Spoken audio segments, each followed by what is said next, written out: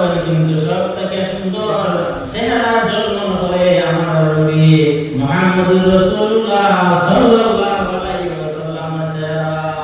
এত সুন্দর আমার রাসূলুল্লাহ।